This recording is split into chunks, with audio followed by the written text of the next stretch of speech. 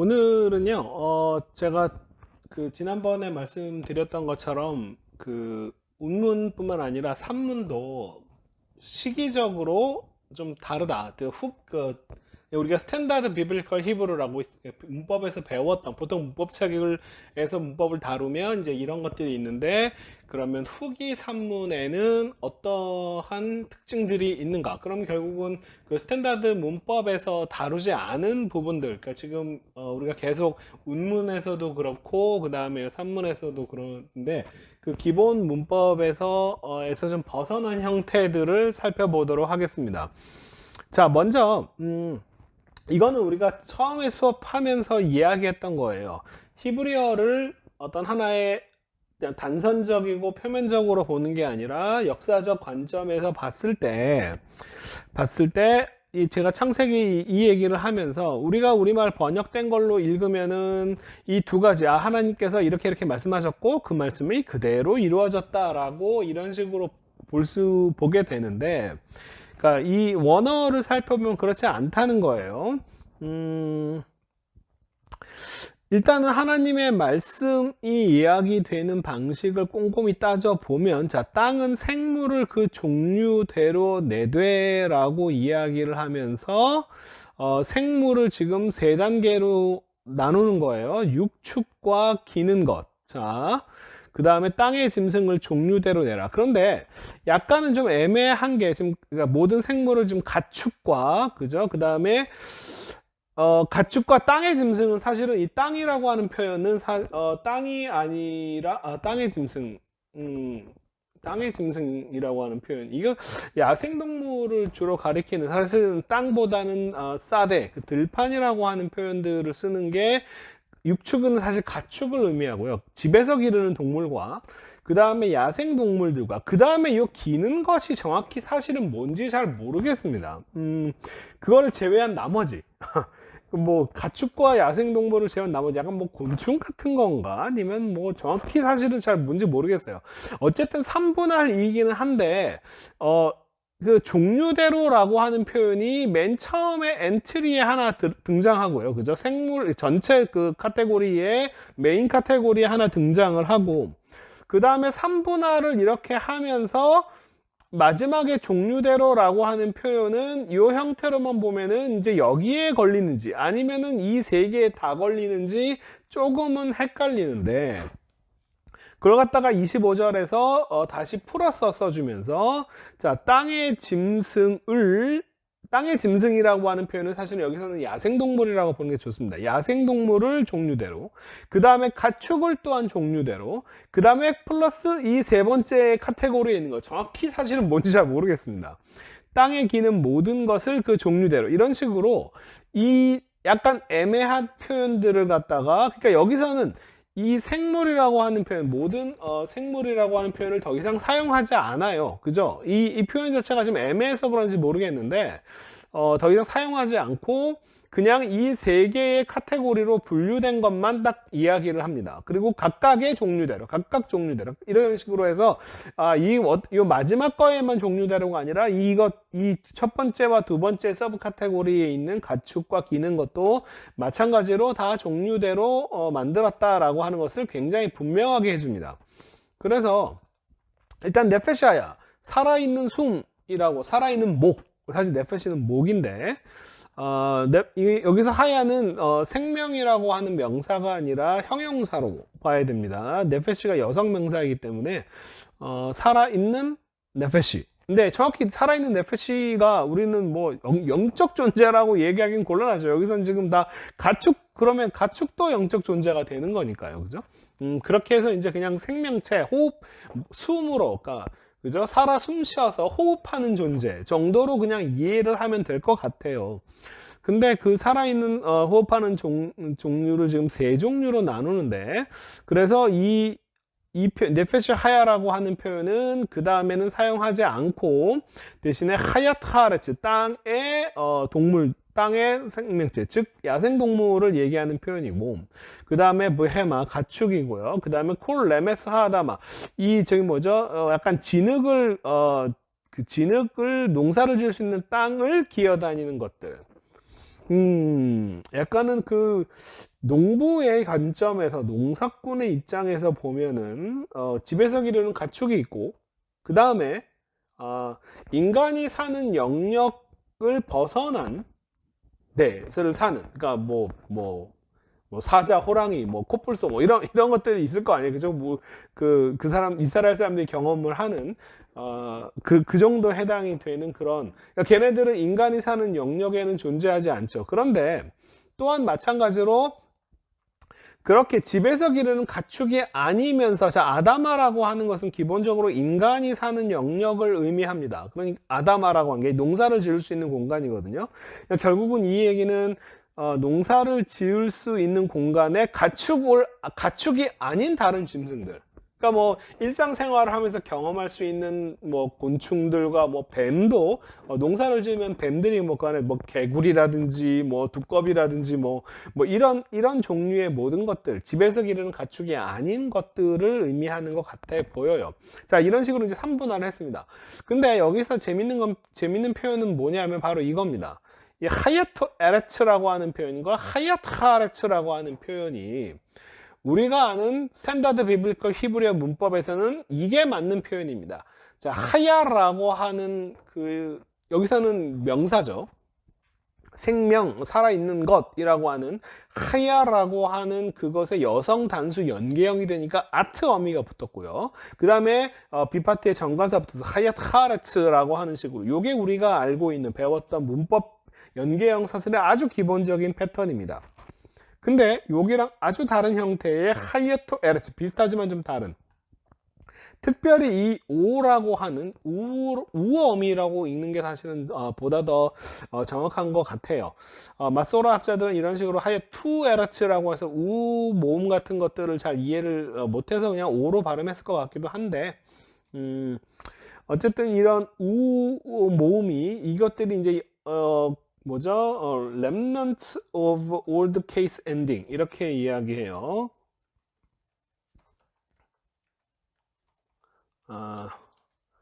아주 오래된 그 격어미의 흔적이다 라고 이렇게 이야기를 합니다.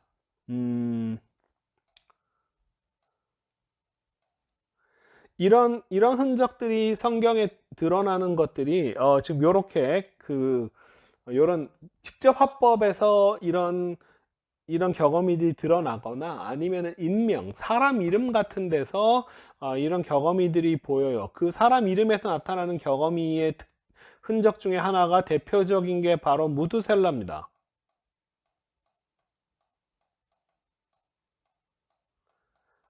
무투셀라를 발음을 일단 마소라 학자들은 이렇게 발음을 하죠. 무투?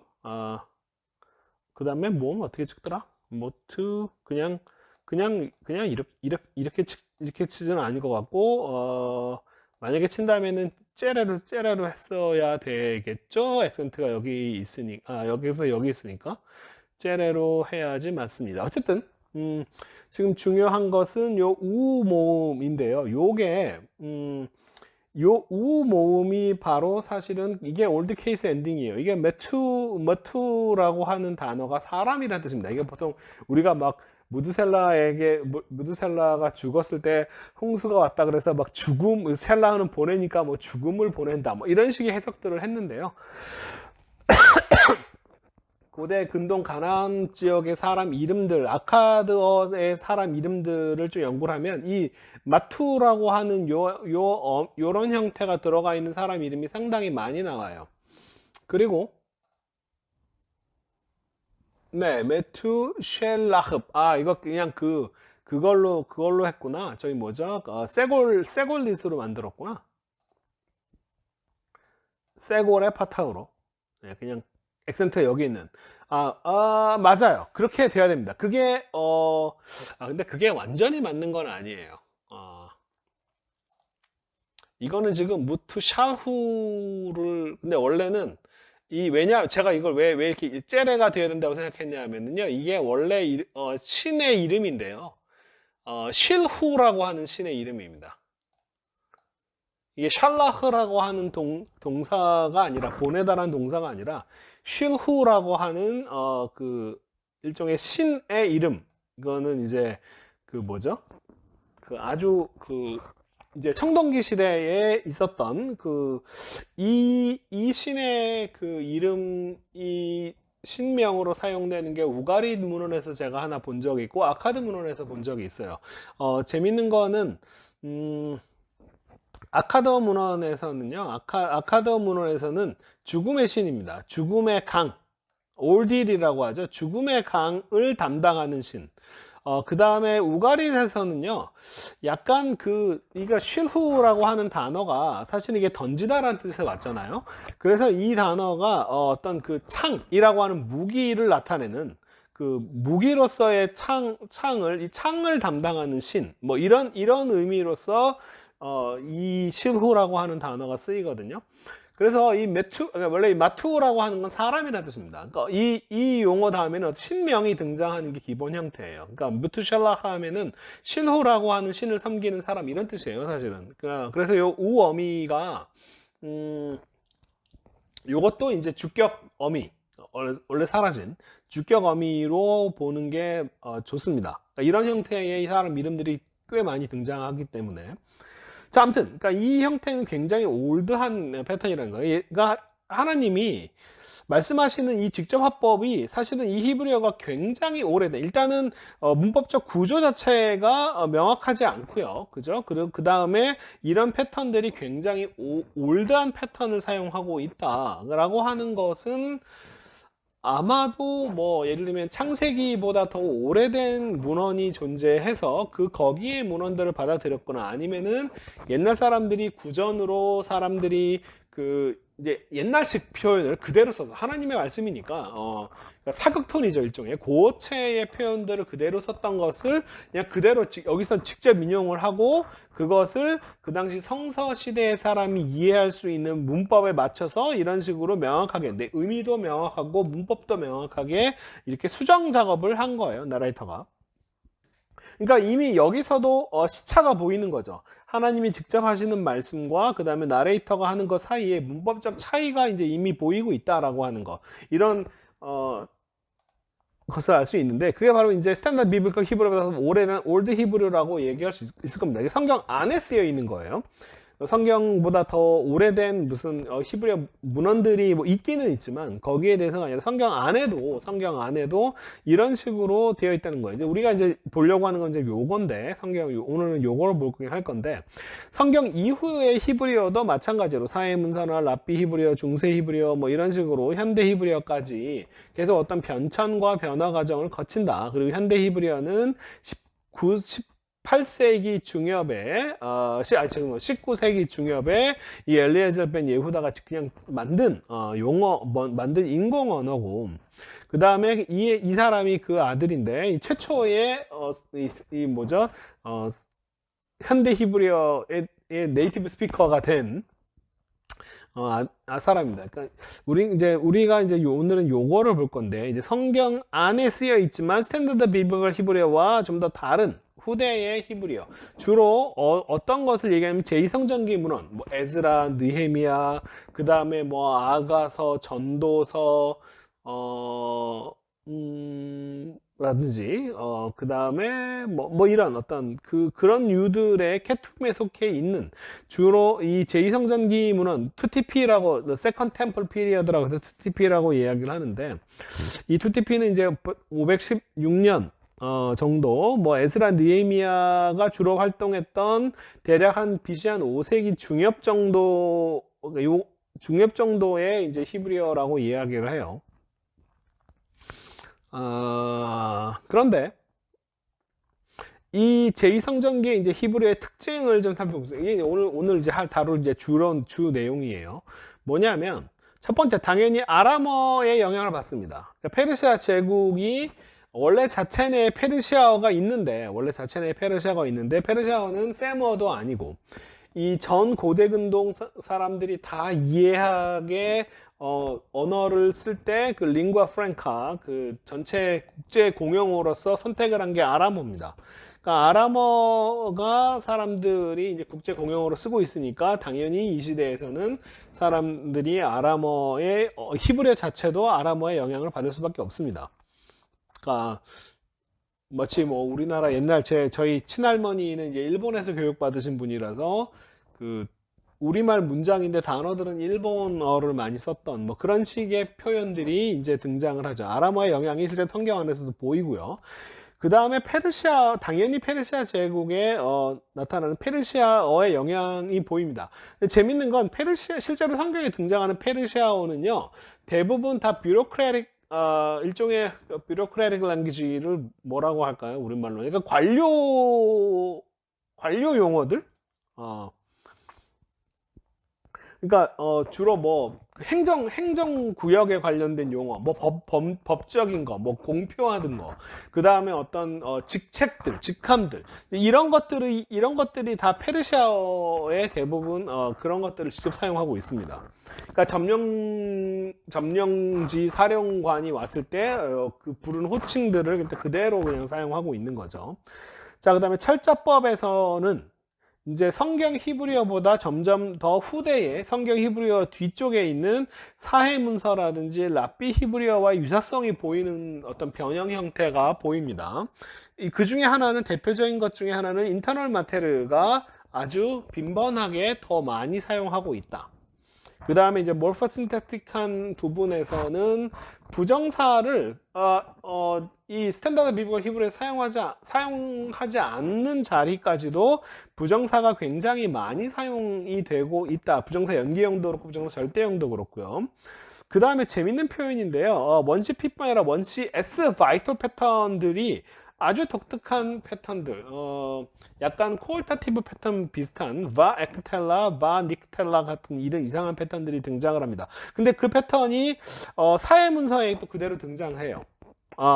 제가 이거는 잘못 썼습니다. 랍비 히브리어에서는 랍비 히브리어 유사성이 있긴 하지만 랍비 히브리어는 바이톨 패턴을 더 이상 사용하지 않기 때문에 랍비 히브리어와 바이톨 패턴의 유사성이라고 얘기할 수 없고, 사회 문서에서는 이 바이톨 패턴이 아주 이상한 독특한 바이톨 패턴이 등장을 합니다. 그러니까 이런 특징들이 보여요. 제가 이거 오늘 아침에 어제부터 이 작업 막 하느라고 굉장히 시간을 많이 썼고 고생을 좀 많이 했습니다. 그래서 좀 정리는 좀 예쁘게 안 됐어요. 제가 폰트라든지 좀 보기 좋게 막 이렇게 못 하고요. 그냥 막 이 자료 정리하고 막 쓰고 막 하느라고 좀 정신이 없었습니다.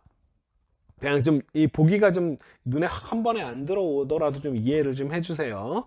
자, 아람어의 영향을 받은 단어들, 예를 들면 가장 뭐 기쁨, 즐거움 하면은 기본적으로 사마흐, 심하라고 하는 단어가 그 제1성전기 문헌들에서는 기본적으로 기쁨 하면은, 즐거움 하면은 심하라고 하는 단어를 사용하는데, 제2성전기 문헌에서 물론 심하라고, 사마흐, 심하라는 단어를 사용함에도 불구하고 이 헤드바라고 하는 제1성전기 문헌에는 전혀 등장하지 않았던 헤드바 같은 단어들이 등장을 한다.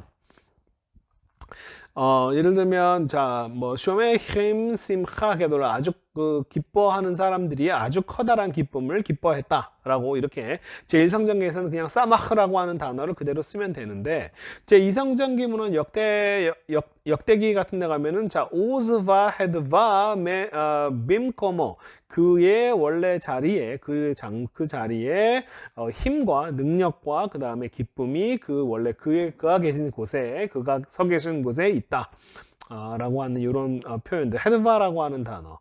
그 다음에 느헤미야에서도 헤드바트 아도나이, 주님의 기쁨은 히 마우즈켐, 너희들의 힘이다. 주님의 기쁨이 너희들의 능력이다, 너희들의 힘이다 라고 하는 표현이에요. 여기서 지금 요 히 같은 거 쓰는 방식, 요게 제가 카퓰라라고 말씀을 드렸죠.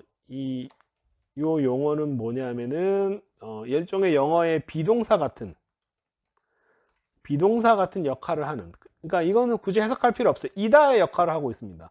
이것은 이것이다 라고 이렇게 번역할 때 그 역할을 하는 거예요. 요 히가 맨 뒤로 가기도 합니다. 근데 요게 바로 아람어예요. 사실은 아람어가 이걸 아주 빈번하게 사용합니다. 그러니까 히브리어도 이거를 원티피에도 이거를 사용하는 경우들이 있기는 있는데 그게 흔하지는 않아요. 근데 아람어 문서를 보면요, 이런 식으로 독립인칭 대명사를 카필라 역할을 하도록 쓰는 형태들이 굉장히 흔하게 등장을 하는데, 이 제2성경의 문화에서는 그런 식으로 이제 쓰는 아람어의 문법에 영향을 받아 쓰기도 합니다. 자, 에스라 6장 6절은 아람어로 되어 있습니다. 그 아람어로 되어 있는 요 내용에 기쁨이라고 하는 단어를 헤드바라고 사용합니다. 그러니까 이 헤드바는 그냥 아람어 단어인 거죠. 아람어 단어가 사람들이 익숙하니까 심하보다는 헤드바를 사용하기 시작한 거예요. 자, 이거 히브리어, 아람어 상당히 비슷합니다. 한번 읽어볼까요? 바아바두 브네이. 자, 바이터 패턴 같은 건 없고요. 자, 이스라엘 자손들이 섬겼다. 무엇을 섬겼냐면, 자, 카하나야. 자, 코헨이라고 하는 단어가 바로 제사장이죠. 근데 이제 홀렘이 아니라 카라고 카메치로 되어 있는 것이 요게 바로 그 히브리어에서 나타난 가난나이트 시프트라고 하는, 뭐냐면은 장모음 아가 장모음 오로 바뀌는 현상. 요 현상은 가나안어에서만 등장을 합니다. 그런데 아람어는 가나안어 아니기 때문에 이 장모음 아가 그대로 남는 거예요. 카가 코헨이라고 하는 단어, 코헨이죠. 카하나야. 요 그다음에 요 나야의 요 마지막에 요 아가 아람어의 정관사입니다. 그러니까 여기서는 이제 복수고요. 그러니까 여기서는 뭐 일종의 히브리어로 따지면 하코하님입니다. 하코하님. 그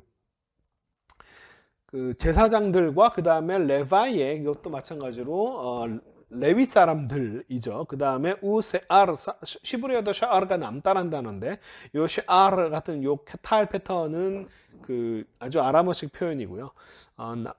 문의 갈루타. 자, 갈루트, 갈라 동사가 바로 포로를 말하는 거죠. 포로, 이스라엘, 바빌론 포로를 얘기합니다. 갈루타, 이것도 정관사고요. 자, 그 포로의 후손들 중에 남은 자들. 이 다 뭘 섬겼냐면은, 자, 하누카. 이게 지금 하누카죠. 그죠? 하누카. 우리 이거 지금 하는 하누카. 봉헌식을 얘기합니다. 베이트 엘라하. 이게 바로 하나님입니다. 엘라하. 요 엘라하라고 하는 요 단어도 굉장히 재밌는 단어인데요. 저는 이렇게 생각해요. 원래 역사적으로 봤을 때 엘이라고 하는 단어의 복수 형태가 엘로힘입니다. 이 헤이가 사실은 왜 어떻게 죄송합니다. 이 헤이가 어떻게 생겼는지는 사실은 잘 모르겠어요. 원래 이거 엘이라고 하는 자음 자체에 L에다가 뭐 헤이가 더 등장을 했을 수도 있습니다. 그러니까 근데 그것이 이제 뭐 빠졌거나. 근데 어쨌든 L의 복수 형태는 엘로힘 형태인데, 이 엘로힘이라고 하는 요 표현이 사실은 굉장히 불편하죠. 왜냐하면 복수 형태니까요. 그러니까 점점점 이스라엘이 이 단어 엘로힘이라고 하는 단어 자체는 이제 고대 근동의 다신론적 배경을 갖고 있는 그런 표현인 건 맞는데, 근데 이제 점점 이제 복수 형태가 되어 있는 것 자체가 불편하니까 사실은 엘로힘의 단수면 L을 써야 되는데 그렇지 않고 그냥 여기서 임을 떼어버려요. 그러니까 엘로힘이 복수니까, 복수가 불편하니까 임만 딱 떼어버리는 거예요. 그럼 나머지가 뭐냐면은 바로 이겁니다.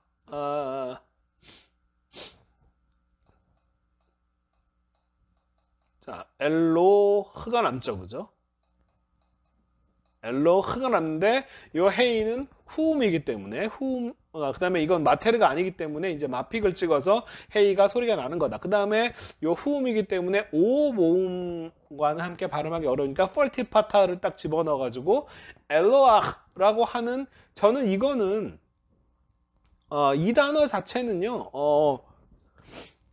일종의 인공적으로 만든 후대 언어라고 생각해요. 엘로하라고 하는 단어는. 그러니까 엘로힘이라고 하는 단어가 신학적으로 불편하다 보니까, 복수 형태니까, 창세기나 뭐 모세오경, 원티피에도 사실은 이 단어가 쓰이는 경우가 있긴 한데 거의 없고요. 사실은 2TP에서 이 단어들이 이제 주로 주로 쓰입니다. 그러니까 이게 이제 점점 시대가 갈수록 엘로힘이라고 하는 복수 형태가 신학적으로 문제가 되다 보니까 임을 떼어버리고 만들어낸 신조어가 엘로아흐 같아요. 근데 그것을 아람어에서는 하나님을 얘기할 때 그 알레프 라메드 헤이 다음에 정관사를 쓰는 엘라하라고 하는 요 표현을 이제 이제 신명으로 사용을 하는 거죠. 자, 엘라하의 집, 하나님의 집의 그 이 봉헌식을 아주 기쁨으로 섬겼다, 행했다라고 하는 이런 표현입니다. 뭐 아람어도 여러분 이제 몇 가지만 좀 알면은 뭐 히브리어를 알고 있으면 아람어 공부하면 되게 쉽습니다. 몇 가지 정도만 알면 돼요. 원래 또 비블리컬 아람어, 성경 아람어는요, 이 표기 자체를 다 우리가 알고 있는 모음 표기를 했기 때문에 더 쉬워요. 근데 이제 뭐 아람어라는데 시리악 공부하기 어려운 건 뭐냐면 이제 글자 모양도 다르고 이제 모음 표기법도 다 다르고 이래서 조금 배우기가 좀 어려운데 처음에는. 아무튼 아람어는 사실 그렇게 어렵지 않습니다. 특별히 성서 아람어만 공부하기에는 한 3개월, 한 2-3개월이면 충분해요. 자, 아무튼 그렇게 되어 있습니다. 자, 그리고 당연히 이제 이런 아람어다 헤드바 같은 단어, 마찬가지로 이게라트라고 하는 편지라고 하는 세페르라고 하는 단어가 저희 LTP에 쓰이는 표현인데 세컨 템플 피리어드에서 후기에는 이것도 아람어입니다. 이 아람어 단어 여기 지금 탈굼에 보면 똑같은 사무엘하 11장 14절에 바이크토브 다비드가 편지를 요압에게 썼다라고 하는 이 세페르 자리에 뭘 썼냐면은 자 우크타브 다비드 이가르타 자 이게 이갈에다 정관사가 붙은 거죠. 편지를 다윗이 썼다라고 이제 이런 식으로 여기 지금 세페르 자리에다가 이가르타를 집어넣은 거죠. 요게 이제 아람어예요. 그러니까 이 아람어 단어를 이게라트라고 하는 요 단어를 쓰기 시작한 거야. 느헤미야에서. 자, 이게라트 페투하 파타는 열다라고 하는 뜻인데 카툴 패턴이니까 열려진이죠. 자, 베야도 그의 손 안에서 열려진 편지가 열려진 채로 갔다 뭐 이런 표현이겠죠. 그래서 이게렛이라고 하는 단어가 성경에서 어떻게 등장하는지를 보면요. 역대하, 느헤미야, 에스더 자 전부 다 ETP 문헌들입니다. 다 케투빔에 속해 있는 제2성전기 문헌에서만 이게렛을 사용하고 있습니다. 그러니까 그 이전에는 이 단어를 쓰지 않았다는 거죠. 성경에서. 그러니까 이건 후기 아람어의 영향이다라고 분명히 볼 수 있습니다. 근데 사실은 아람어 영향을 따질 때는 좀 굉장히 복잡해요. 왜 그러냐면 페르시아 시대, 그러니까 바빌론 포로 후기 이전에도 사실은 아람어와 히브리어가 다 공존하고 있었고요. 그 다음에 역사 문법적으로 원래 이제 프로토 세메틱이라고 할게요. 원래 원세머라고 이야기하는 학자들이 원세머는 존재하는 언어가 아니라 학자들이 추정을 해가지고 이렇게 해가지고 아마 이것이 원래 세머의 형태여서 여기에서 변화 과정을 거쳤을 것이다라고 이런 식으로 추정한 건데 여기에서 이제 히브리어하고 아람어가 이제 동시에 이제 갈라집니다. 근데 아람어에서 사용하는 단어라고 할지라도 이 아람어의 영향으로 히브리어가 그걸 썼는지 아니면은 프로토세머에서 같이 따로따로 영향을 받은 건지 사실은 이런 거를 따지는 그런 방식들이 좀 그렇게 쉽지 않아요. 여러 가지 좀 고려해야 될 사항이 있습니다. 근데 이제 이런 이게렛 같은 단어는 그렇게 보지 않죠. 왜냐하면 원티피에서는 전혀 등장하지 않았다가 이 아람어가 흔하게 쓰는 이 표현을 세컨 템플 피리어드에서만 딱 쓰는 예문을 보면 이거는 분명히 페르시아 시대의 아람어의 제국 아람어의 영향이다 라고 하는 것을 분명히 알 수가 있습니다. 모든 아람어 단어와 같은 단어를 썼다고 해서 그것이 다 페르시아 시대의 영향이다 라고 얘기할 수는 없어요. 좀 굉장히 복잡한 과정을 거칩니다. 자, 그 다음에 페르시아의 영향, 이거는 빼박입니다. 페르시아어가 등장을 하면요, 이건 무조건 제2성전기입니다. 그러니까 이스라엘과 페르시아가 그 이전에 어떤 언어적, 문화적, 역사적 접촉이 있었다라고 보여지지가 않아요. 그러니까 이거는 그냥 거의 페르시아어가 나타나면 무조건 이것은 후기 문헌이다라고 얘기할 수밖에 없습니다. 에스더에서 특별히 이 표현 중에서 자 아하시다르페네이 함멜렉, 일단 이거 보시면 아시겠지만 일단은 세 개의 자음으로 이루어져 있지 않잖아요, 그죠? 아하시다르프네이 함멜렉, 이게 왕의 대신이라고 번역했고요. 영어로 셉트랩이라고 하는 일종의 그냥 그 지역 어떤 뭐죠? 장관 어쨌든 담당자 이런 표현인데, 영어의 셉트랩이라고 하는 요 단어가 어디서 왔냐면 이 단어에서 왔어요. 이 스다르프가 바로 여기서 셉트랩이라고 하는 영어의 표현이 어디서 왔냐면 바로 이 페르시아어인 이 단어에서 왔습니다. 아하슈다르프네에서 이 스다르프가, 이게 바로 셉트랩이라고 하는 단어의 어원이에요. 그러니까 이제 이 영어의 셉트랩이라고 하는 표현은 페르시아어에서 온 말입니다. 이런 표현이라든지 아니면은 파쉐겐이라고 하는, 카피라고 하는 단어인데요. 파쉐겐, 파크셴 우크타브. 사실 이 크타브도 마찬가지입니다. 쓰다라고 하는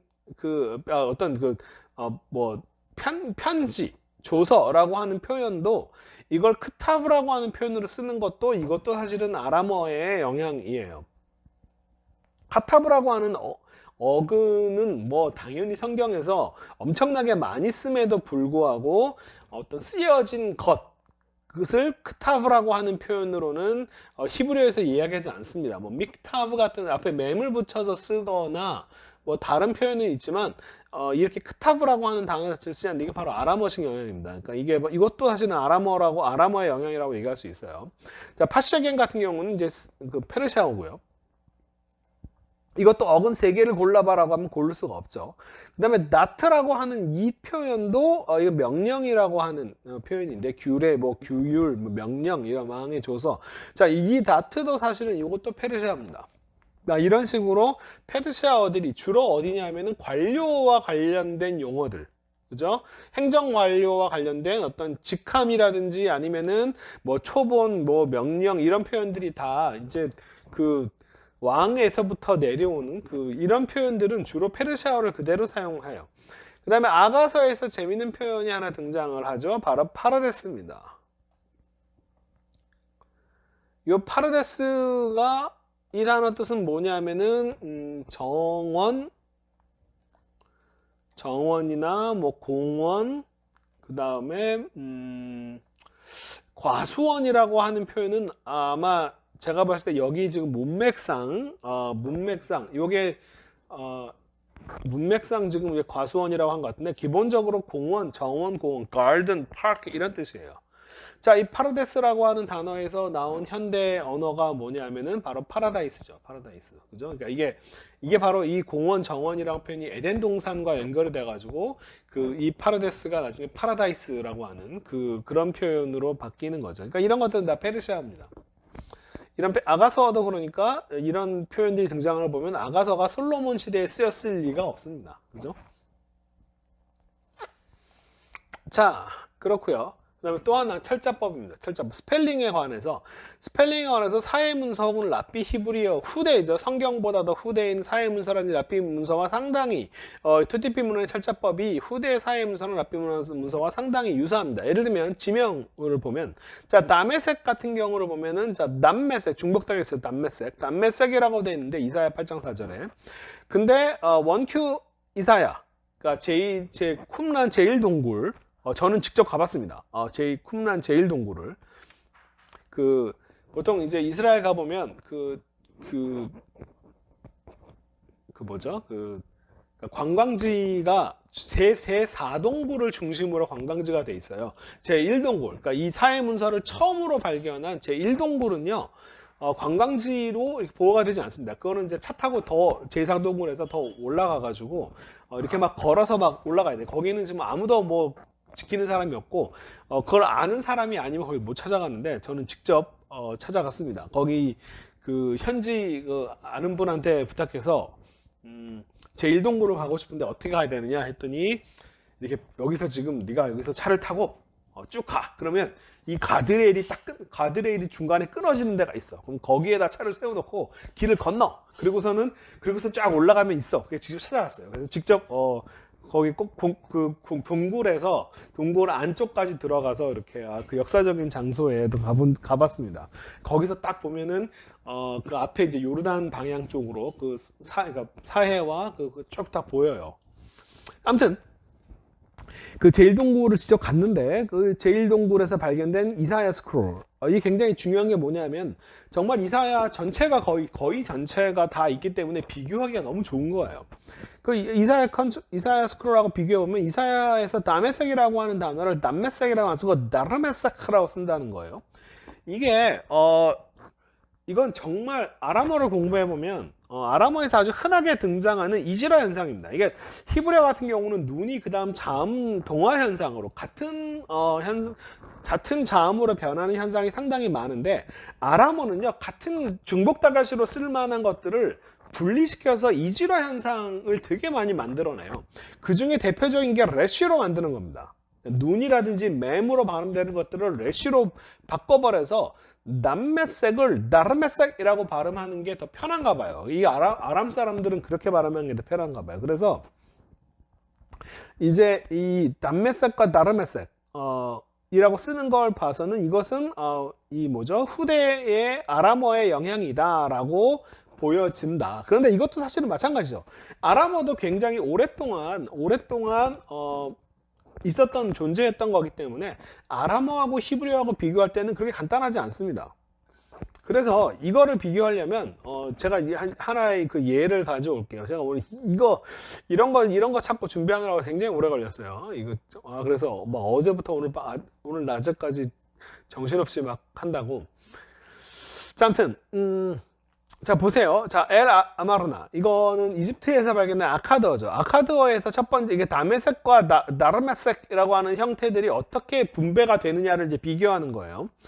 자, 아마르나에서 다메섹을요, 디마시카라고 얘기합니다. 디마시카. 이렇게 이제 그 쐐기 문자로 표현이 되어 있어요.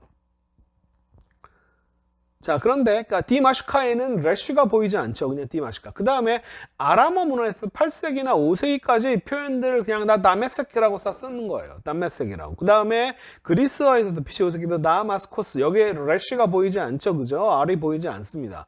그런데 이제 라삐 문헌에서부터 AD 26세기, 그 다음에 시리아어에서는 다 자, 나르메세크, 그 다음에 나르메세쿠스. 이거는 다 뭐죠? 그리스어 어미들이 다 붙인 거죠. 우스 어미들이 붙은 겁니다.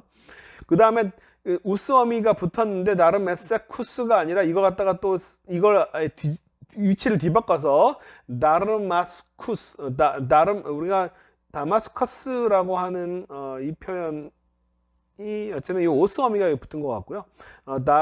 이거는 약간 이것을 다르메세쿠스를 데람숙 그냥 뭐 다르메숙 뭐 이런 식으로 이렇게 그냥 요거 씬과 우스를 일종의 치환을 시켜버리면서 오스 어미를 앞에다가 수크라고 하는 형태로 요렇게 이제 친환 형태를 보이는 것이 이제 시리아입니다. 그러니까 이 레쉬가 들어가는 패턴들이 다 굉장히 후대의 패턴들이다라고 하는 걸 알 수가 있겠죠.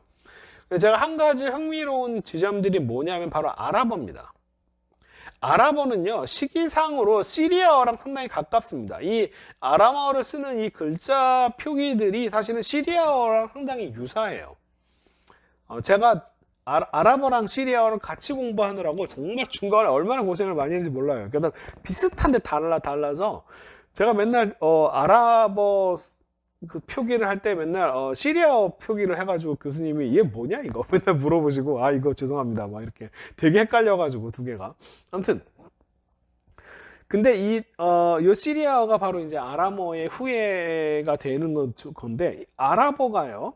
자, 아랍어가 지금 이거 디마스크라고 이렇게 지금 표기를 했습니다.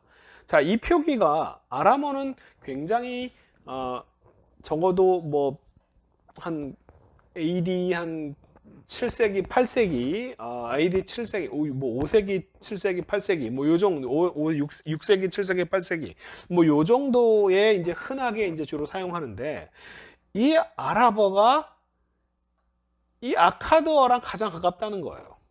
이게 굉장히 흥미로워요. 재밌는 현상, 정말 언어의 재밌는 현상인데요. 그 세머의 현상이에요. 역사 문법의 가장 흥미로운 걸 하나 얘기해라 그러면 그겁니다. 자, 세머의 역사에서 가장 먼저 쓴 것이 여태까지 발견된 언어 중에 가장 최초의 언어는 아카드어입니다. 그 다음에 가장 마지막에 발견된 언어가 아랍어예요. 가장 마지막에 흔하게 쓰이는. 그런데 아까도 얘기했지만 제가 프로토세머를 얘기했죠. 그죠? 이 세머들을 쭉 다 비교를 했을 때 그것의 가장 원류 형태를 추정을 해보면 이 프로토세머랑 가장 가까운 게 뭐냐면 아랍어예요. 놀랍게도. 아랍어에서 아카드어, 아람어, 히브리어 이런 식의 변형들이 가능하지 그 역은 안 되는 거예요. 그러니까 아랍어가 사실은 가장 오래된 이 프로토세머라고 추정되는 요 언어를 그대로 유지해온 언어가 바로 아랍어고요. 어떤 면에서 아카드어는 가장 이노버티브, 가장 발전된, 가장 변화가 심한 원래 프로토세머에서 그건 그럴 수밖에 없는 이유가 뭐냐면 아카드어는 언어를 빌려올 때 자신들의 언어를 표기를 지금 만들어낸 것이 아니라 이제 세머가 아닌 수메르어를 빌려다가 쓰다 보니까 그 수메르어에 있는 발음들, 수메르어에 없는 발음들은 그냥 다 퉁쳐버린 이런 현상들이 벌어져서 아카드어가 어떤 면에서는 가장 변화가 심하고요. 아랍어가 이 프로토세머를 가장 잘 유지하고 있다는 거예요. 저는 아마 유목민과 도시문 정착 문화의 어떤 차이가 아닐까. 유목민적인 생활을 하는 사람들은 그 어떤 그 변화의 흐름을 일부러 거부하고 그 옛날의 어떤 원형들을 그대로 유지하고 보존하려는 경향성이 있는 것 같다. 라고 저는 추정을 합니다. 그 추정이 사실인지는 모르겠는데. 그래서 아랍어가 오히려 이 프로토세머랑 가장 가까운 그 형태를 가장 잘 보존하고 있는 게 아닐까라는 생각이 들어요. 그러니까 디마시크라고 하는 표현이 이게 지금 여기서 영향을 받은 게 아니라니까요. 뭐 담메섹이라든지 아니면 다마스코스라든지 아니면 다르메섹에 영향을 받아서 디마시크가 나올 리가 없어요. 그렇죠. 오히려 이 엘 아르마랍타 디마시카라고 불렀던 이 발음을 그대로 유지하고 있었다라고 보는 게 오히려 더 좋습니다. 이 표현에서는 이 형태가 나올 수가 없어요. 그럼 아주 재밌어요. 자, 아무튼 이런 것들이 이제 역사 문법학자들이 하는 거예요. 자, 그리고 또 하나는 뭐냐면 다윗을 아까도 예문에 나왔는데, 자, 원티피에서 다비드를 쓰는 방식은요, 전부 다 이겁니다. 다 이거예요. 근데, 자, 사회문서에서는 다비드라고 이렇게 마테르를 여기다가 사용하기 시작을 합니다. 그리고 요 형태의 다윗이라고 하는 이름 형태가 드러나는 게 어디만이냐면 역대하에서만 총 4번 요 형태로 등장하고 다른 성경에서는 이 다윗이라고 하는 이름을 요 형태로 쓰는 경우가 없다는 거예요. 그러니까 역대하가 그만큼 이 사회문서만큼 후대의 그 표기법을 좀 따르고 이 인터널 마테르를 굉장히 많이 여러 군데에서 빈번하게 사용합니다. 사실 그 예를 제가 더 많이 갖고 올 수 있었는데 제가 그걸 다 이렇게 좀 적용하기가 좀 어려워가지고 좀 못 갖고 왔습니다. 제가 그걸 좀 비교를 했어요. 자, 다비드라고 하는 마테르가 없이 사용되는 것은 사무엘, 열왕기, 이사야, 예레미야. 그런데 다비드라고 하는 요드가 있는 패턴으로 쓰이는 것은 역대기와 에스라, 느헤미야. 다 제2성경기 문헌에서만 이 형태가 쓰이는 거죠. 그러니까 제2성경기 문헌에서 마테르를 굉장히 빈번하게 사용을 합니다. 특별히 인터널 마테르를 아주 흔하게 사용을 해요. 근데 사실은 요런 패턴들 인터널 마테리얼을 굉장히 아주 많이 쓰는 사실 뭐 사회문서라든지 여러분 사회문서라든지 뭐 랍비 히브리어 이런 것들하고 이렇게 비교를 해보면 더 이 마테리얼을 얼마나 더 다양하게 쓰고 있는지 그 중에 대표적인 이 마테리얼을 흔하게 가장 많이 쓰는 패턴이 뭐냐면은 사회문서 같은 경우도 그렇고 이 제2성적인 문헌에서 많이 등장하는데 우리가 칼 능동부사 패턴 있잖아요. 코텔 패턴이라고 알려진 요거 이렇게 쓰잖아요. 그죠? 근데 이 사회문서 같은 데서는 거의 예외 없이 다 이렇게 마테르를 여기다가 다 집어넣습니다. 코텔 이렇게. 그러니까 제가 또 드리고 싶은 말씀이 바로 이겁니다. 뭐냐면 이 표현 있잖아요. 뭐냐면은 defective writing이라고 하는 표현.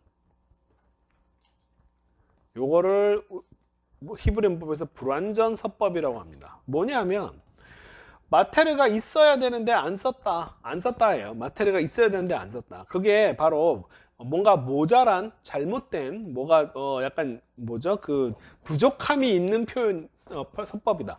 자, 이게 그러면 이 defective writing 불완전 서법이라고 하는 관점에서 보면은 코텔이 이게 완전 서법이고요. 이게 불완전 서법입니다. 그게 역사적으로 생각하면 말이 안 되는 얘기예요.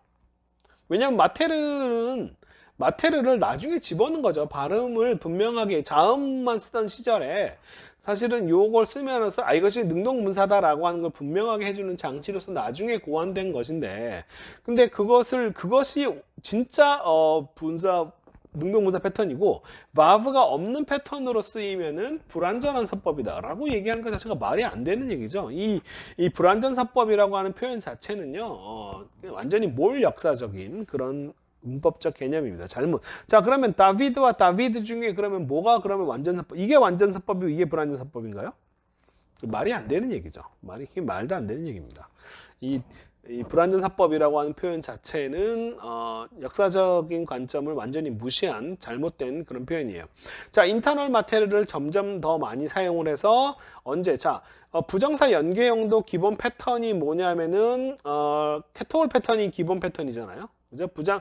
우리가 배웠던 이 캐톨 패턴이 부정사 연계형의 기본 패턴인데 리크톨 이런 식으로 쓰죠.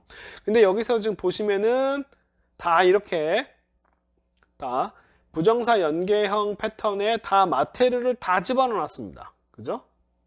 리브코트, 리스호크, 레세포드, 레코드 이런 식으로 마테르를 전부 다 쓰고 있어요. 이것도 사실은 후대의 스펠링법입니다. 이게 지금 전도서의 패턴이에요. 뭐뭐 할 때가 있다. 우리 지난 시간에 봤던 표현이라서. 자, 이런 것도 사실 이게 불완전사법이냐, 과연. 그러니까 그럼 이게 완전사법이고, 이게 불완전사법이냐. 말이 안 되는 이야기입니다. 네. 자, 그 다음에 또 하나는, 지금 우리가 부정사 연계형을 봤는데, 이 부정사 연계형 형태들, 이 제2문헌에서는요, 부정사가 정말 많이 사용돼요. 여기저기에. 이상하게. 그 중에 하나는 뭐냐면은 이건데, 이 지금 미완료 시퀀스, 자, 야비우라고 하는 그냥 익톨 패턴입니다. 익톨 패턴이에요. 자, 레부스 마코트, 자, 왕 위의 옷을 그들이 가져왔다. 어떤 왕이냐면 라바시포 왕이 입는 왕으로서의 레부시 마코트 왕으로서의 옷을 그들이 가져왔고 또한 말도 그 위에 탈 그 왕도 가져왔고 자 가져왔는데 그 다음에 베나톤이라고 하는 이거는 나탄의 카톨 패턴입니다. 그냥 부정사 절대형이에요. 이게 백카탈이 쓰일 자리거나, 그죠? 백카탈이 사실 익톨 다음에 백카탈이 쓰여야 될 자리에다가 지금 뭐가 쓰였냐면은 바브 플러스 그냥 칼 부정사 절대형이 쓰인 겁니다. 아주 이상한 패턴이에요.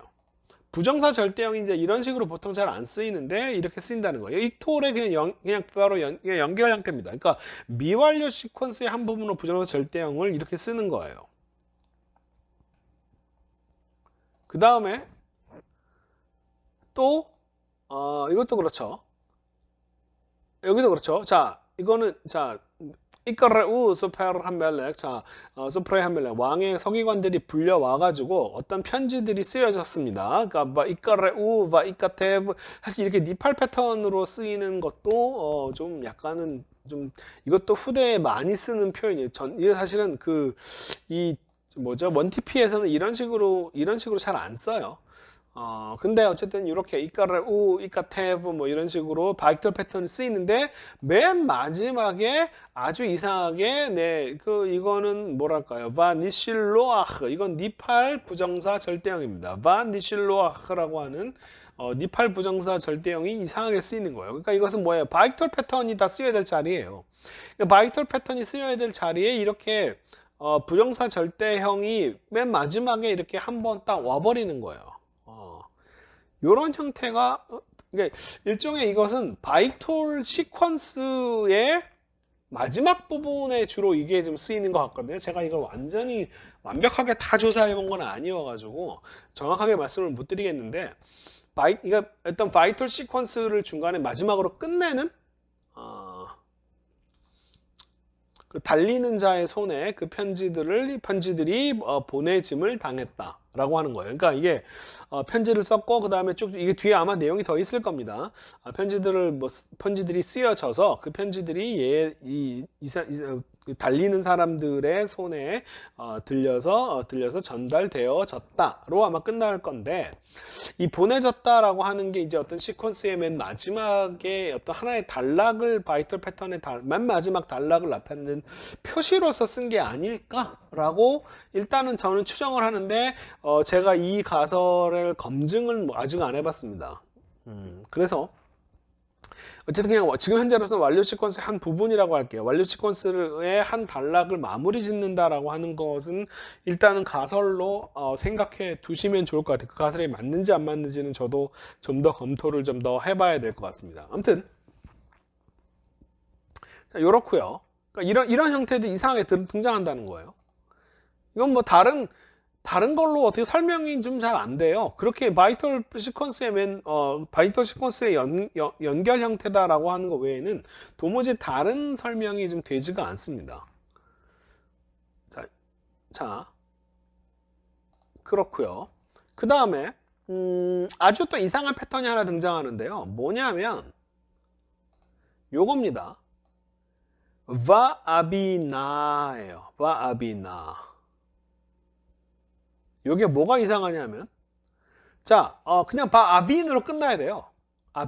아비나라고 해서 R을 붙일 아무런 이유가 없습니다. 왜냐하면 이거는 코올타티브 패턴이 아니거든요. 그냥 바이톨 패턴입니다. 이것도 마찬가지예요. 그냥 에실라흐라고 그냥 얘기하면 되는데 에실레하라고 해서 R을 이상하게 끌어주는 거예요. 이게 일종의 코올타티브 패턴과 상당히 유사해 보이는 1CS, 1CP 바이털 패턴이 등장을 한다는 거예요. 어디에? 2TP에, 에스라에.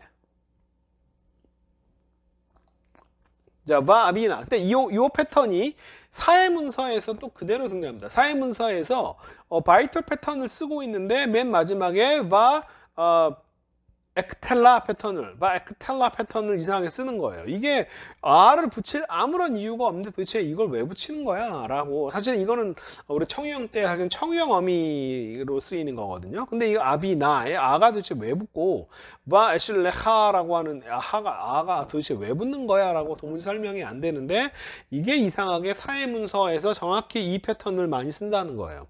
근데 이 형태가 어디 등장하냐면 에스라에 있다는 거죠. 근데 제가 한 가지 재밌는 사실을 하나 발견한 게 뭐냐면 이거예요. 창세기를 읽다가 제가 아직 모세오경의 다른 부분들은 제가 감토를 안 해봐서 창세기만 열심히 좀 들여다봤는데 지금까지 창세기에서 요셉 이야기에만 딱 요게 등장해요. 나할레마라고 우리들이 꿈을 꾸었다 라고 하는 요 형태가 나할롬이라고 발음해야 됩니다. 나할레마라고 하는 아주 이상한 패턴이 등장하는 거예요. 이게 바로 그 제2성전기에 있어야 할 이 패턴이 한 번 더 나오는 자리가 어디냐면 바로 이겁니다. 창세기 43장에 자, 말메르 비 아도니 우리가 제발 내려가서 왜냐하면 그 뭐죠? 그 먹을 것을 사기 위해서 이 샤바르라고 하는 단어도요. 보통 우리가 깨다 부수다라고 하는 단어잖아요. 그죠? 샤바르가. 근데 곡식 명사로 따지면 곡식, 그 다음에 곡식을 사고 팔다라고 하는 단어로 쓰이는 자리가 바로 요셉 이야기에서만 이 단어가 그 의미로 사용돼요. 그러니까 요셉 이야기가 어휘적인 측면이라든지 아니면은 이 바닉텔라 패턴이 쓰이는 이 형태를 봐서는 이거는 이런 현상들, 그 다음에 또 한 가지가 뭐냐면 히브리인이라고 하는 표현입니다.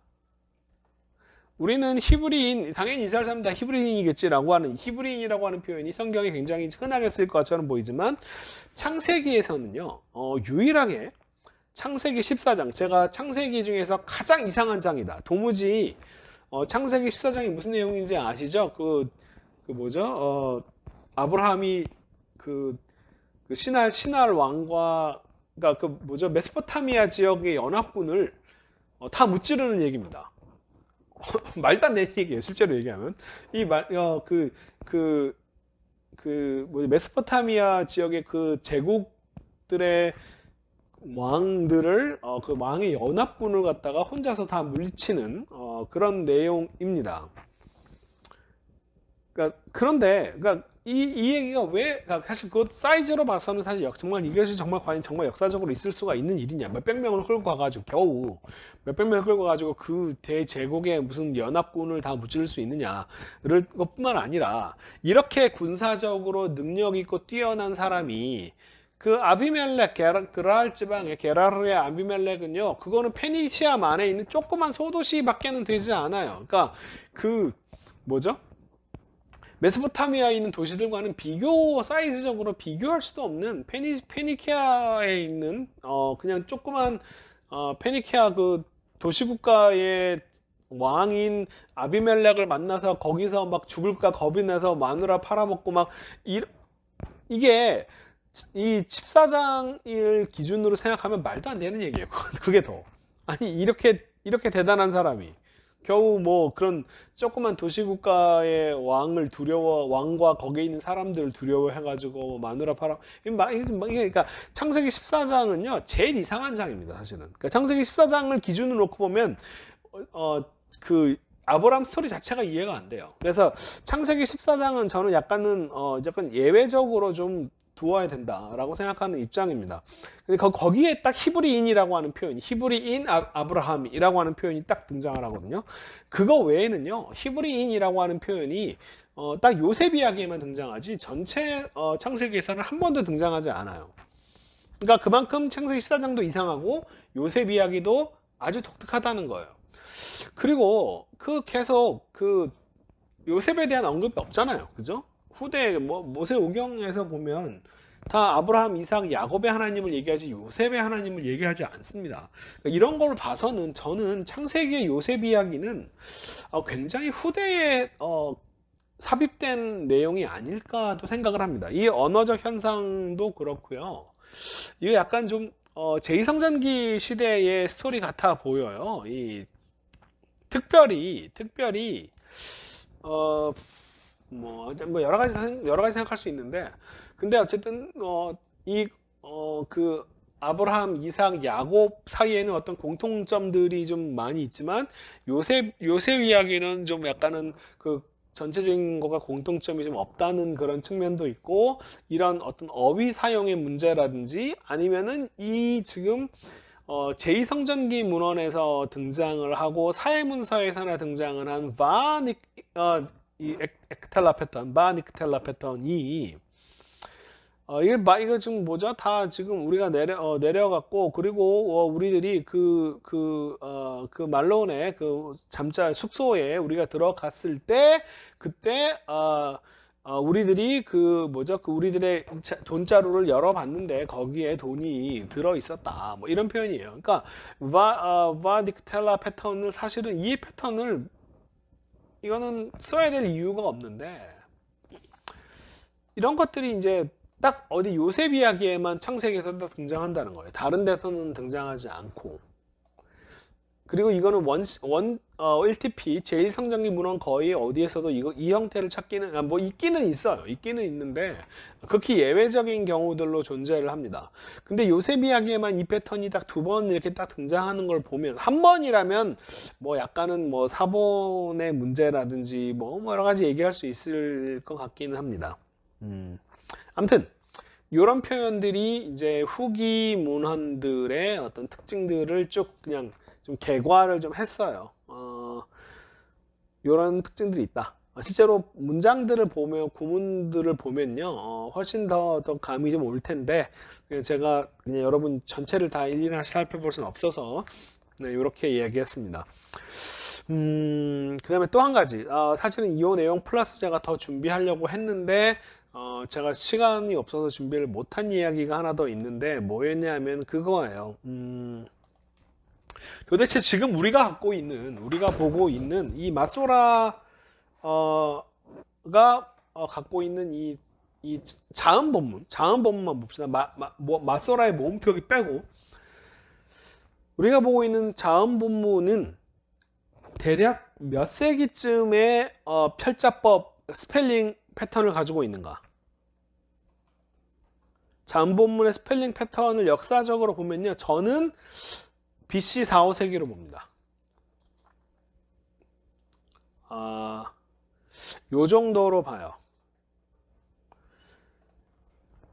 그렇게 보는 이유가 있어요. 뭐냐면 마테르 사용법입니다. 예를 들면 BC 8세기뿐만 아니라 BC 뭐 7, 8세기, 그 다음에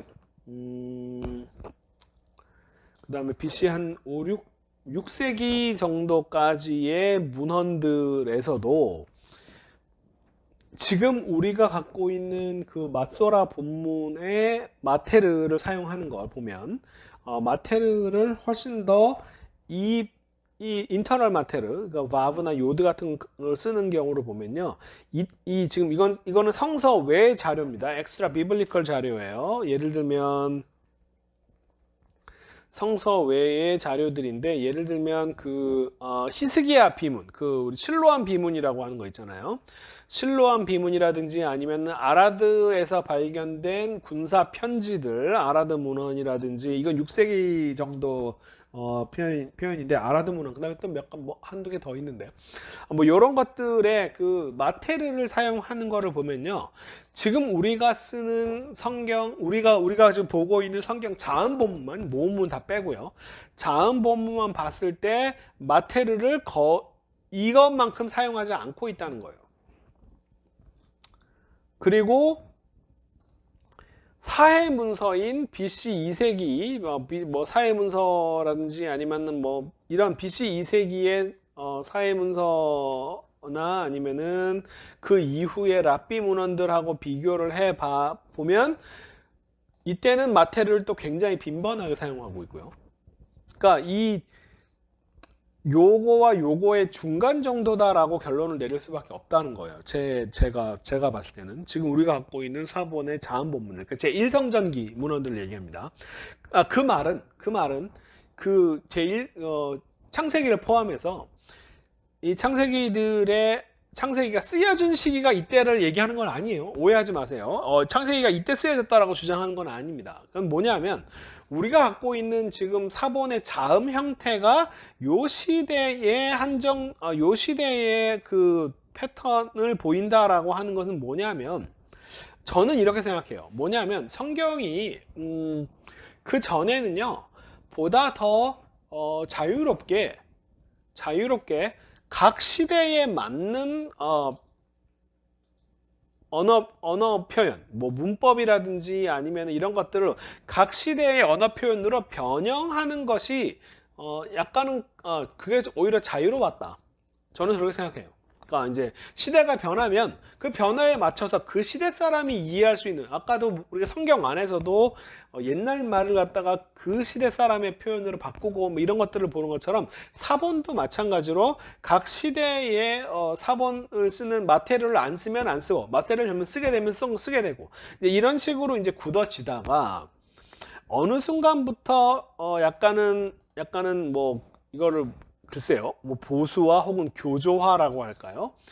이 현상이 벌어짐으로써 일종의 굳어진 거다. 그러니까 이 지금 그 자음 본문 자체를 이제 더 이상은 안 바뀌고요.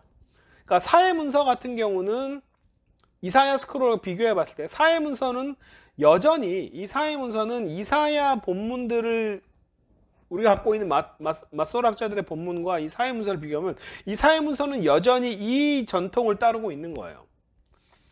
그러니까 그 시대의 사람들이 쓰는 철자법으로 바꿔서 표현을 하는 겁니다. 그죠? 마테리얼을 더 많이 쓰고요. 그죠? 근데 우리가 가지고 있는 그 마소라 사본들이 갖고 있는 자음 패턴들은 요 시기에 어떤 그 패턴을 그대로 보존을 해 온 걸로 봐서는 요 시기에 어떤 그런 일종의 어떤 한 흐름으로서 전부 다 모두 다른 게 아니라 어떤 중요한 흐름으로서 일종의 그 전통을 딱 고정시키고 박제화하고 유지하려고 하는 경향성이 있지 않을까. 요게 바로 저는 에즈라 느헤미야 시대라고 생각을 해요. 에즈라 느헤미야 받고 이후 시대. 그래서 그때의 스펠링 패턴을 가지고 있지 않을까. 성경은 그 이전부터 계속 써왔고, 그 다음에 그 전 시대까지만 해도 이제 그 시대의 사람들이 이해할 수 있는 스펠링을 바꿔 썼는데, 딱 요 상황이 벌어지게 되면서 이 BC 4, 5세기 문헌의 이 스펠링 패턴이 그냥 그대로 굳어가지고 마치 화석화되어서 계속 유지되어 온 게 아닐까라고 저는 생각을 합니다. 그러니까 이 말을 오해하지 마세요. 이렇게 돼 있다고 해도 성경 전체가 그럼 이 시기에 쓰여진 것이냐 라고 얘기할 수는 없다는 거예요. 그 이전에 있을 수도 있는데. 근데 저는 어쨌든 성경의 역사에 있어서 이 시기가 제일 중요한 시기라고 생각을 합니다. 제2성전기 시대. 이 시기가 에스라 느헤미야를 둘러싼 그 시기가 사실은 제일 중요한 시기라고 생각을 하는데, 어쨌든 지금 우리가 갖고 있는 사본도 이 시기에 자음 스펠링 패턴을 가지고 있다 라고 하는 얘기까지 제가 더 자료를 더 준비해서 여러분한테 보여드리려고 했어요. 그러려면 이제 이 아라드 문헌이라든지 뭐 실로암 비문이라든지 이런 것과 성경과 다 비교하고 막 이런 걸 해야 되는데 제가 그거 할 시간이 없어가지고 여러분들 그것까지는 보여드리지 못했습니다. 아무튼 그냥 결론만 더 첨가해서 이야기를 드렸습니다.